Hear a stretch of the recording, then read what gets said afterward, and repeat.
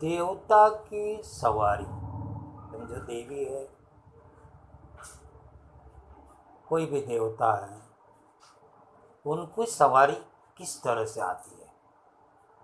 देखो क्या है, जिसके ऊपर सवारी आते है तो पहले क्या होता है कि उसके अंदर जो भी स्मृति है वो पहले नष्ट कर देता है, भूलने की कोशिश करता है, और भूलने के बाद उस देवता का स्मरण करता है।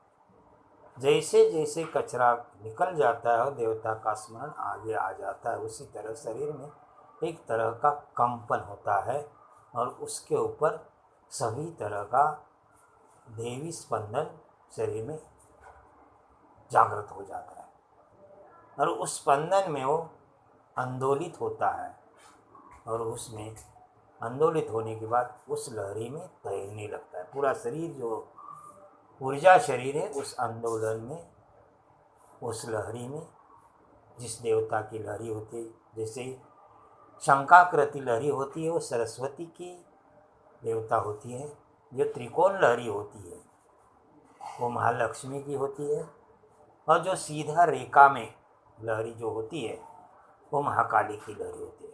देवी की 3 लहरी होती है।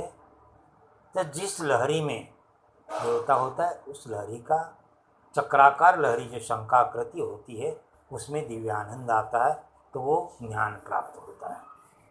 जो त्रिकोणाकृति लहरी होती है उसे शक्ति प्राप्त हो जाती है, और जो सीधी रेखा में जो लहरी होती है महाकाली की, उससे त्रैलोक्य का उसके अधीन हो जाता है, पूरी शक्ति उसके सब अधीन हो जाते, और वो दिव्यानंद में, सदानंद में, मुक्तानंद में आंदोलित होके उसके जैसे लगता है कि उसको पूरी सृष्टि उसके आदेश से चल रही है, और उसको उस देवी का आभास होता है। आभास मतलब सत्य होता है, उससे कल्पना निकल जाती है, और उस कल्पना के परे उस देवता से तादात्म्य पा लेता है।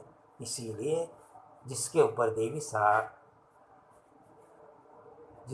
देवी आती है उसको वो देवी का स्वरूप प्रधान हो जाता है, और उस आनंदित प्रभा में वो हो जाता है।